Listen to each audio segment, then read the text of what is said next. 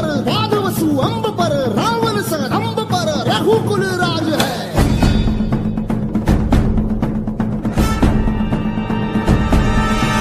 पौन बारी बाह पर शंभुरति नाह पर जो सहस बाह पर राम द्विजराज है।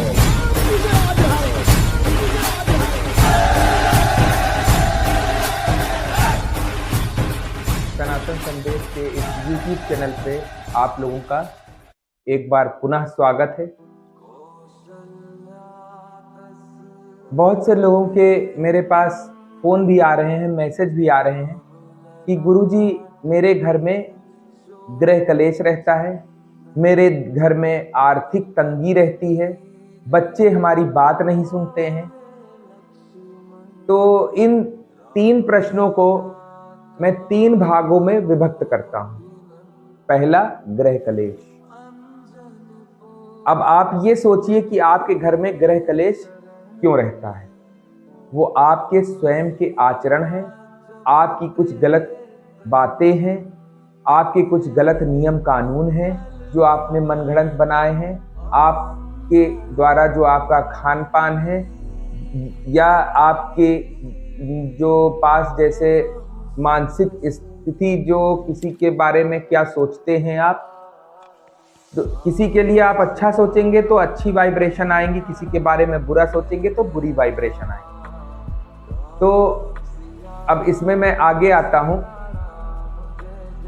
कि गृह कलेश कब तक रहेगा और कैसे खत्म किया जाएगा। गृह कलेश वैसे तो देखा जाए सनातन धर्म के अनुसार तो हमारी कुंडली के ग्रह जिस हिसाब से चलते हैं उसी हिसाब से हमारे ऊपर अच्छा या बुरा असर पड़ता रहता है। लेकिन इन सबको भी खत्म किया जा सकता है पूजा पाठ के द्वारा। अब हमको कैसे पूजा पाठ क्या करनी है वो हमको स्वयं समझना चाहिए। यदि आप वास्तव में गृह कलेश से छुटकारा पाना चाहते हैं तो आप कुछ भी कर लीजिए, चाहे आप बाबा का जल ले आइए, चाहे खाटू श्याम का जल ले आइए, कुछ भी कर लीजिए, आपके घर से गृह कलेश नहीं जाएगा। क्योंकि गृह कलेश को सिर्फ एक ही देवता खत्म कर सकते हैं और वो है स्वयं हनुमान जी। तो आपको करना क्या है कि यदि आपके घर में बहुत ही मानसिक तनाव चल रहा है, झगड़े झंझट लड़ाई झगड़ा पति पत्नी में नहीं बनती, बच्चों से नहीं बनती है, आपको कुछ नहीं करना। आप सीधे मेहंदीपुर बालाजी चले जाएं, जो राजस्थान में है मेहंदीपुर बालाजी, और 4 दिन के लिए जाएं वहां पर। उसारा बना कर ले जाएं। उसारा कैसे तैयार करना है वो अगर आप चाहते हैं डिटेल तो मुझे 9:30 से 9:45 के बीच में आप व्हाट्सएप कॉल प्रतिदिन कर सकते हैं। मैं बता दूंगा कि कैसे उसारा बनाना है। और वहां जब 4 दिन रुकेंगे जाके आप, तो नीचे मंदिर में तो दर्शन करिए, और 3 पहाड़ी वहां पर हैं, वहां पर आपको अपने कलेश कटवाने। कलेश कैसे कटवाने वो भी अगर आप चाहते हैं तो कमेंट में पूछ सकते हैं, या मुझे व्हाट्सएप कॉल 9:30 से प्रतिदिन रात्रि को 9:30 से 9:45 के बीच में कर सकते हैं, मैं बता दूंगा। और वहां से जब आप लौटें तो कम से कम अगर आप वहां पे अर्जी और दरखास्त लगती है, और कैसे जाना है इसका भी मैं डिटेल आगे वीडियो बनाऊंगा तो बताऊंगा आप लोगों को कैसे जाना है मेहंदीपुर। और जब वहां से लौटें तो लगभग 11 दिन अगर आपने खाली दरखास्त लगाई है तो 11 दिन आप लहसुन प्याज का सेवन ना करें तो अच्छा है। और अगर अर्जी लगाई है तो लगभग 45 दिन तक आपको लहसुन प्याज का सेवन नहीं करना है। तो वो कैसे क्या करना है वो आप कमेंट में मुझसे पूछ सकते हैं, पर्सनली मैं बताऊंगा, क्योंकि सबके लिए अलग अलग तरीका होता है कि वहाँ कलेश कैसे कटवाने हैं और वहाँ पर उसारा कैसे ले जाना है। हर चीज का अलग अलग उसारा होता है। और डरिए बिल्कुल नहीं कि वहाँ भूत प्रेत, वो सब जो भी आप जाते वो अपने लिए जाते, कोई किसी को परेशान नहीं करता। और बालाजी जब भी जाइए तो वहाँ बैठिए, हनुमान जी के पास बाहर जगह बनी है, बैठिए और राम का नाम लीजिए। चाहे आप 108 मन का रामायण वहां पुस्तक मिल जाएगी, ले लीजिए, या यहाँ से लेकर जाइए। बस वहां से प्रसाद नहीं लाना कोई। अगर किसी को भी जाना है तो वहां के नियम कानून मैं आपको बता दूंगा।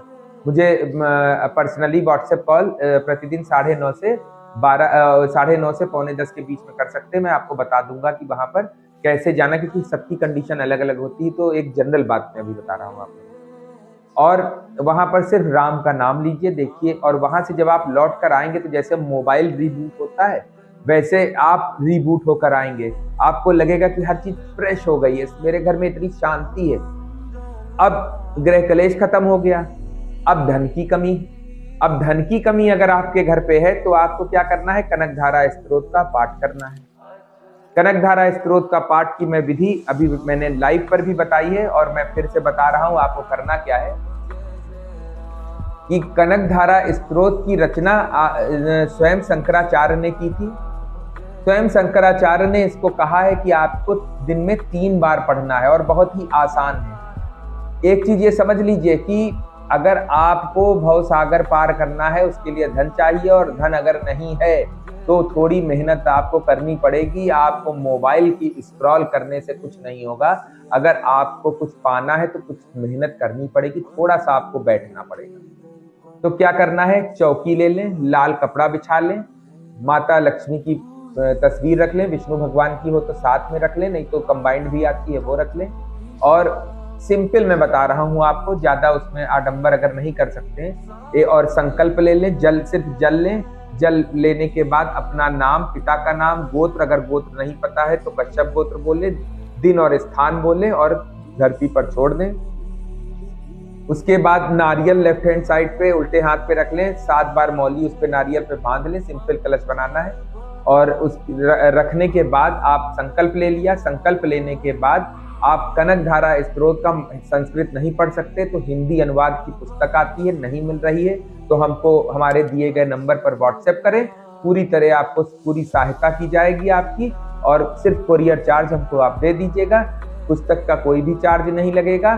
और उसके बाद उसका 3 बार पाठ करें, सिर्फ 3 बार। 10 मिनट भी नहीं लगता, 5 मिनट लगता है। और माता के सामने दिया और एक धूप बत्ती, अगरबत्ती घर में जलाना बंद कर दीजिए, क्योंकि बांस को घर पे नहीं जलाया जाता है। जलाना है तो धूप बत्ती जलाइए, स्टिक वाली धूप बत्ती आती है उनको आप जलाइए।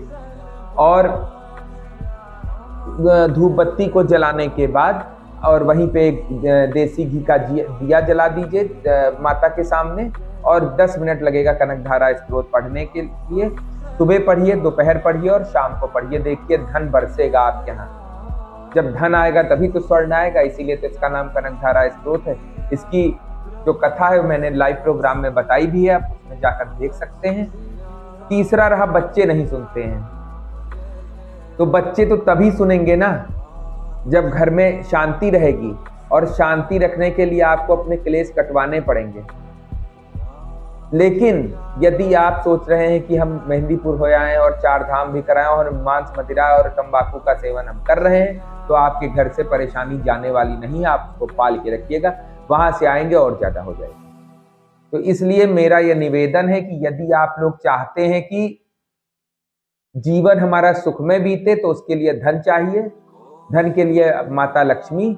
बच्चे नहीं पढ़ रहे हैं तो उनके लिए सरस्वती स्तोत्र है, नील सरस्वती का स्तोत्र है, वो मैं आगे आने वाली वीडियो में बताऊंगा कैसे करना है। तो और कलेश कटाने के लिए हनुमान जी। देखिए सबके डिपार्टमेंट अलग अलग बने हैं।